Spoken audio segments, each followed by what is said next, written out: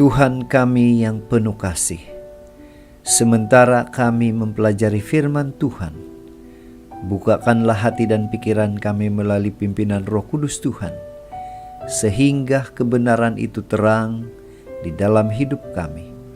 Dalam nama Yesus kami sudah berdoa. Amin.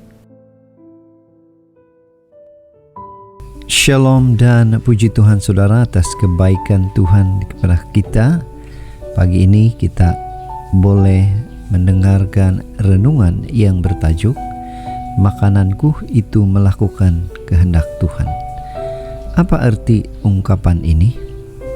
Firman Tuhan di dalam Yohanes 4 ayat 34 mengatakan, kata Yesus kepada mereka, makananku ialah melakukan kehendak Dia yang mengutus aku dan menyelesaikan pekerjaannya.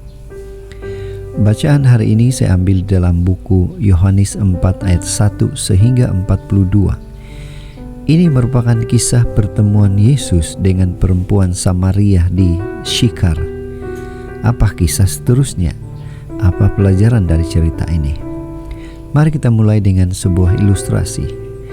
Memahami perkataan dalam pengajaran Yesus memang ada kalanya mudah dan susah difahami.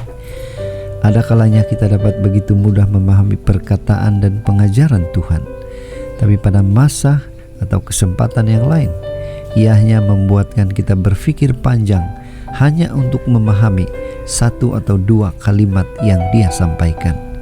Salah satunya dalam ayat inti kita hari ini. Mari kita kembali kepada bacaan kita.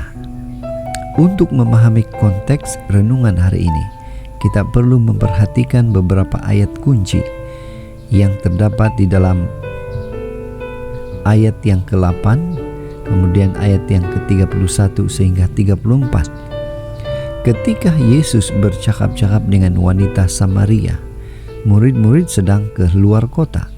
Ketika mereka kembali sambil membawa makanan, mereka lalu meminta agar Yesus makan. Padaku ada makanan yang kamu tidak kenal, jawab Yesus. Jawaban yang mengejutkan sehingga para murid menyangka ada yang memberi Yesus makan semasa mereka pergi. Lalu Yesus menjelaskan jenis makanan yang Dia maksudkan, yakni berkaitan dengan melakukan kehendak dan menyelesaikan pekerjaan Bapa. Pada hari itu Yesus memperkenalkan jenis makanan yang selama ini belum mereka kenal. Apa aplikasi renungan ini untuk kita? Makanan berkaitan dengan rasa kenyang dan puas. Jika dikaitkan dengan perkataan Yesus di atas, berarti seseorang yang melakukan kehendak dan menyelesaikan pekerjaan Tuhan dapat merasa kenyang dan puas sekalipun secara fisikal belum makan. Apakah kita pernah merasakan jenis makanan ini? Jika belum, kita boleh memulainya sesegera mungkin. Belajarlah melakukan kehendak-Nya dan menyelesaikan pekerjaan yang sedang Dia tugaskan kepada kita. Lakukanlah semuanya itu karena kita dikasihi dan juga mengasihi Tuhan.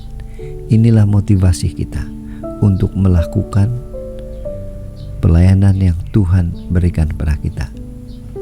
Jadi pada hari ini, marilah kita ingatkan diri kita untuk bersukacita, melakukan kehendak Bapa dan menyelesaikan pekerjaan yang diamanahkan. Ini pastinya akan mendatangkan kepuasan jiwa yang sejati. Inilah doa dan harapan kita.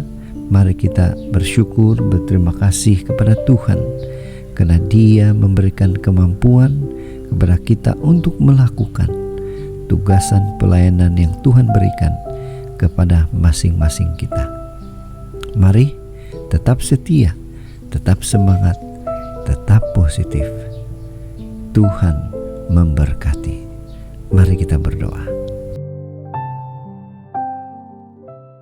Bapa, terima kasih atas firman yang begitu indah, yang menguatkan kami untuk terus setia kepada Tuhan. Dalam nama Yesus, kami sudah berdoa. Amin.